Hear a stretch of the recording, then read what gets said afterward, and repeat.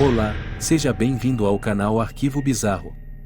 Hoje vamos falar sobre o caso Charles Manson, o homem mais perigoso que já existiu na face da Terra. Vamos começar pela sua personalidade. Charles Manson, conhecido por ser um homicida norte-americano, que nasceu em 12 de novembro de 1934, em Cincinnati, Ohio. Sua mãe Kathleen, uma menina de 16 anos, era alcoólatra e prostituta. Seu pai, um viajante, nunca manteve relacionamento com sua mãe, e esta se casou com William Manson, mas o casamento terminou rapidamente e Charles foi colocado em uma escola de meninos. Rejeitado em suas tentativas de retornar à convivência com sua mãe, Charles logo morava nas ruas e cometia pequenos delitos. Columbine. O primeiro massacre em escola que chocou o mundo vai completar 24 anos. Ainda um adolescente, em 1951, Manson foi preso por pequenos delitos, mas que o fizeram passar algum tempo na prisão. No começo, antes de descobrir os benefícios de ser um prisioneiro modelo, ele era considerado perigoso, sendo descrito por relatos de psicólogos na avaliação para sua liberdade condicional por ter um grau marcado de rejeição, instabilidade e trauma psíquico e o esforçando-se constantemente por status e por garantir algum tipo de amor. Outras descrições incluíram o imprevisíveis e o seguro apenas sob supervisão. A partir de 1958, Manson entrou e saiu da prisão por diversas vezes e por diversas acusações. Manson também foi influenciado não só pelas drogas, como o LSD, mas por obras de arte e música da época, mais notavelmente a música dos Beatles ou Helter Skelter, de seu álbum branco. Ele teve uma forte crença e interesse na noção de Armagedon do Livro das Revelações, e também explorou os ensinamentos da Cientologia e de outras igrejas dos chamados ocultos, como a Igreja do Juízo Final. De muitas maneiras, Manson refletia traços de personalidade e obsessões que estavam associados a gurus de grupos de cultos quase religiosos que começaram a surgir na década de 1960. Manson foi libertado da prisão em 21 de março de 1967. Em agosto de 1969, Manson reuniu um grupo de seus mais leais seguidores da família para realizar seu massacre entre a elite de Hollywood e de pessoas bonitas. Os crimes. No final da década de 1960, Manson atraiu um culto, que tinha como base a Califórnia, que mais tarde foi apelidado de Família Manson. O grupo ganhou notoriedade nacional após o assassinato da atriz Sharon Tate e 4 outros em sua casa em 9 de agosto de 1969, e Leno e Rosemary LaBianca no dia seguinte. Os assassinatos de Tate e LaBianca foram executados por Tex Watson e outros 3 membros da família, agindo de acordo com as instruções específicas de Manson. Os membros da família também foram responsáveis por outros assaltos, roubos, crimes e a tentativa de assassinato do presidente dos Estados Unidos, Gerald Ford, em Sacramento. As vítimas. A família Manson, dentre os diversos assassinatos, iniciou suas mortes em 25 de julho de 1969, quando Manson enviou um membro da família, Bob Beausoleil, juntamente com Mary Brunner e Susan Atkins para a casa do conhecido Gary Eman, para persuadi-lo a entregar dinheiro. Os 3 mantiveram o refém não cooperativo Eman por 2 dias, durante os quais Manson apareceu com uma espada para cortar a orelha. Depois disso, Beausoleil esfaqueou Eman até a morte, ostensivamente na instrução de Manson, e, antes de deixar a residência do Topanga Canyon, Beausoleil, ou uma das mulheres, usou o sangue de Eman para escrever o Politic Pigio na parede e desenhar uma pata de pantera, um símbolo do grupo Pantera Negra, a fim de culpá-los pela morte. Nas posteriores entrevistas entre 1981 e 1999, Beausoleil diria que foi até a casa de Eman para recuperar o dinheiro pago a Eman por drogas que supostamente eram ruins, e ele acrescentou que Brunner e Atkins, inconscientes de sua intenção, seguiram ociosamente, apenas para visitar Eman. Por outro lado, Atkins, em sua autobiografia de 1977, escreveu que Manson contou diretamente a Beausoleil, Brunner, e ela para ir a Eman e obter a suposta herança de $21 mil. Ela disse que Manson lhe havia dito em particular, 2 dias antes, que, se ela quisesse fazer algo importante, ela poderia matar Eman e pegar seu dinheiro. Beausoleil foi preso em 6 de agosto de 1969, depois de ter sido pego dirigindo o carro de Eman. A polícia encontrou a arma do crime no pneu do veículo.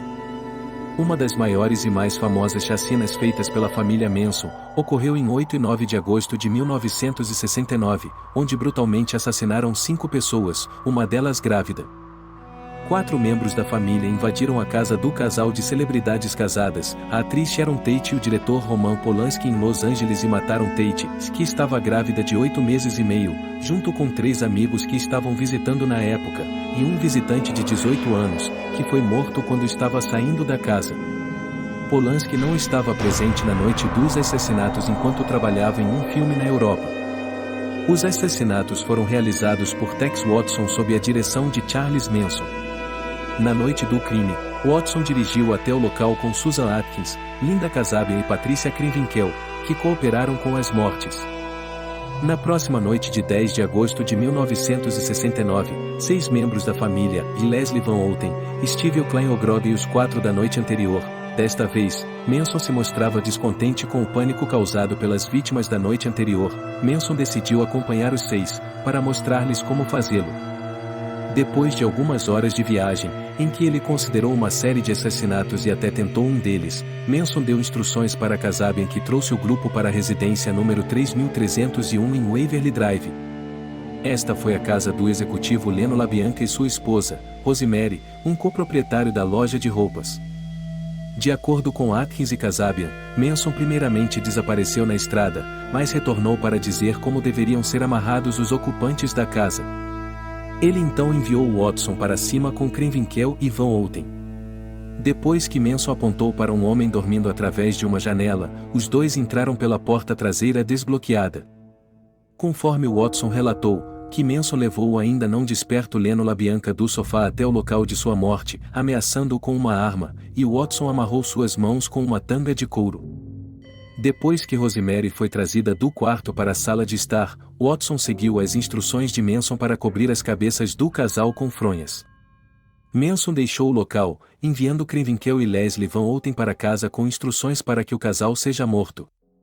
Agora, enviando as mulheres da cozinha para o quarto ao qual Rosemary LaBianca foi devolvida, Watson foi até a sala de estar e começou a apunhalar Leno LaBianca com uma baioneta cromada.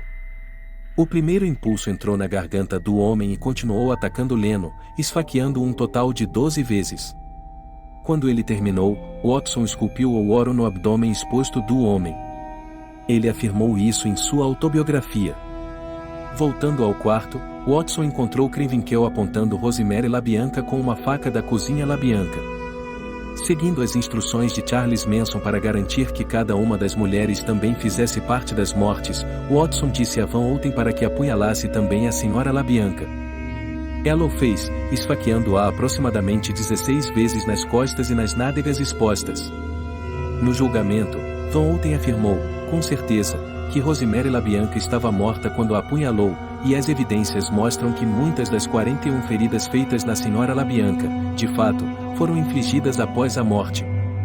Enquanto Watson limpou a baioneta e tomou banho, Krenwinkel escreveu Orais e o Iodef Topixon nas paredes e o El Terceiro na porta da geladeira, tudo com o sangue de LaBianca. Ela deu em Leno LaBianca 14 feridas feitas com um garfo de escultura de marfim, que fez com que seu estômago saltasse. E por fim, ela também utilizou uma faca de bife em sua garganta. Enquanto isso, na esperança de um duplo crime, Manson tinha ido direcionar Kasabian para dirigir para a casa de um conhecido ator da dela, outro considerado pela família Manson como um opigde. Kasabian frustrou este assassinato batendo deliberadamente na porta do apartamento errado e acordando um estranho. Quando o grupo abandonou o plano do assassinato e saiu, Atkins defecou na escada. As investigações. Os assassinatos de Tate tornaram-se notícias nacionais em 9 de agosto de 1969. A empregada dos Polanskis, Winifred Chapman, chegou ao trabalho naquela manhã e descobriu a cena do crime. Em 10 de agosto, detetives do condado de Los Angeles, que tinha jurisdição no caso Iman, informaram os detetives do Departamento de Polícia de Los Angeles, SLAP, designados para o caso Tate, da escrita sangrenta na casa de Iman. A cena do crime de LaBianca foi descoberta às 22 horas e 30 minutos da noite em 10 de agosto, aproximadamente 19 horas após os crimes serem cometidos. Frank Struthers, de 15 anos, filho de Rosemary de um casamento anterior e o enteado de Leno, e voltou de uma viagem de acampamento e ficou perturbado ao ver todas as sombras das janelas de sua casa desenhadas e pelo fato de que a lancha do seu padrasto ainda estar ligada ao carro familiar, que estava estacionado na entrada. Ele chamou sua irmã mais velha e seu namorado. O namorado, Joe Dorgan, acompanhou o jovem Struthers para casa e descobriu o corpo de Leno. Em 12 de agosto de 1969, o Departamento de Polícia disse à imprensa que descartou qualquer conexão entre os homicídios Tate e LaBianca. No dia 16 de agosto, o xerife invadiu os parentes, sede da família Manson, e prendeu Charles Manson e outros 25, como os suspeitos em um grande cartel de roubo de carros ou que roubavam carros da Volkswagen e convertia-os em buguis de dunas. As armas encontradas foram apreendidas, mas, como o mandado tinha sido mal instruído, o grupo foi liberado alguns dias depois. Em um relatório no final de agosto, quando praticamente todas as pistas não tinham ido a lugar algum, os detetives de LaBianca notaram uma possível conexão entre os escritos sangrentos na casa de LaBianca e o álbum mais recente do grupo cantando Beatles. O julgamento. Ironicamente, Manson e sua família foram presos não sob suspeita dos assassinatos de Tate e LaBianca, mas simplesmente com a crença de que eles haviam vandalizado uma parcela do Parque Nacional do Vale da Morte enquanto se esconderam no deserto de Mojave. Em 1969, o xerife do condado os havia levado à custódia, sem se dar conta de que eles estavam envolvidos em assassinatos hediondos. Mas foi através da confissão de Susan Atkins, enquanto estava presa por suspeita de assassinar Gary Eman durante um incidente não relacionado, que levou os detetives a perceber que Charles Manson e seus seguidores estavam envolvidos nos assassinatos. Várias motivações foram examinadas durante o processo. O mais viável foi que o ego patológico de Manson, a insanidade e a crença no Armagedon foram influências que o levaram a deixar um rastro de destruição. Manson acreditava que ele era o novo Messias, e que depois de um ataque nuclear, ele e seus seguidores seriam salvos escondidos em um mundo secreto sob o deserto. Suas visões proféticas incluíam a crença de que a guerra da raça resultaria em uma vitória negra, e Manson, juntamente com os membros da família, teria que orientar a comunidade negra, pois eles não teriam experiência para dirigir o planeta. Como Manson e a família deveriam ser os beneficiários da guerra racial, ele disse a seus seguidores que eles tinham que ajudar a iniciá-lo. De acordo com a testemunha da defesa e assassino Van Outen, essa foi a principal razão pela qual assassinaram LaBiancas. Manson tomou a carteira de assassinada Rosemary LaBianca com a intenção de depositá-la em uma seção de Los Angeles, onde um afro-americano poderia encontrá-la, usá-la e, possivelmente, ter os assassinos presos.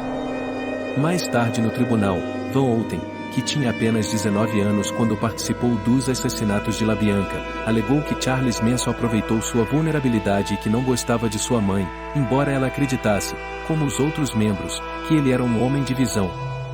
30 anos depois, durante uma audiência do Conselho de Liberdade Condicional, Van Outen disse que estava horrorizado com o que tinha feito naquela noite e queria desesperadamente se redimir.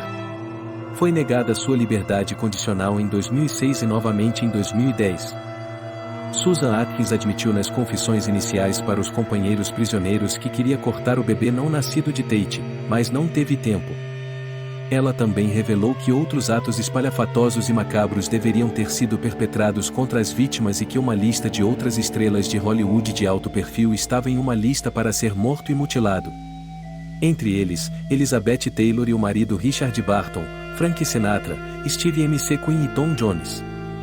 Quando perguntado por que queriam matar celebridades, Atkins respondeu que a família Manson queria cometer assassinatos que chocariam o mundo e que as pessoas tomassem conhecimento. O julgamento começou em junho de 1970, com o advogado Ronald Hughes nomeou o advogado de Manson e Van Outen. Hughes logo deixou Manson como cliente, alegadamente porque sentiu que poderia convencer o júri de que Van Outen havia influenciado indevidamente o líder da família. O movimento pode ter lhe custado a vida e no final do ano, Hughes foi acampar e desapareceu, e seu corpo decomposto apareceu vários meses depois. Pensa-se que ele foi vítima de um assassinato de retaliação por membros da família Manson. Durante o julgamento, Manson lançou um álbum intitulado Lie, em um esforço para arrecadar dinheiro para sua defesa.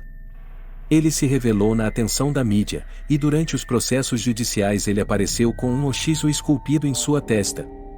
Algumas de suas seguidoras copiaram o ato e rasparam a cabeça, às vezes sentadas fora do tribunal. O oxiso foi gradualmente modificado até se transformar em suástica. Durante o julgamento, os assassinos muitas vezes riram e trocaram caretas com Manson, sem remorso por seus crimes. Em 25 de janeiro de 1971, Manson foi condenado por assassinato em primeiro grau por dirigir as mortes das vítimas de Tate LaBianca. Ele foi condenado à morte, mas isso foi automaticamente comutado para a vida na prisão após o Supremo Tribunal da Califórnia invalidar todas as sentenças de morte antes de 1972. Kasabian recebeu imunidade por sua parte como testemunha de estrelas. Susan Atkins foi condenada à morte, mas sua sentença foi posteriormente comutada na prisão perpétua.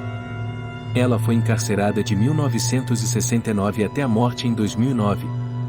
A morte. Charles Manson morreu em 19 de novembro de 2017, de causas naturais. Dias antes, ele havia sido internado em um hospital em Bakersfield, Califórnia. No entanto, não foram divulgados detalhes sobre sua condição médica ou sua localização, por motivos de privacidade e segurança. O prisioneiro de longa data também foi hospitalizado no início do ano. Ele estava cumprindo tempo na prisão estadual de Corcoran na Califórnia desde 1971, e em 2012 Manson teve negado a liberdade condicional pela 12ª vez. Seria Manson um serial killer? As mortes orquestradas por Manson nunca efetivamente tiveram sua participação direta, o que levou especialistas a questionarem se efetivamente Charles Manson poderia ser considerado um serial killer. Apesar do fato de ele nunca ter assassinado ninguém, ele ordenou que seus seguidores matassem por ele. Isto é conhecido como o assassinato por procuração, ou no direito brasileiro, como um autor mediato. Um assassinato por procuração é definido como um assassinato no qual o assassino faz isso a pedido de outro, agindo como seu representante.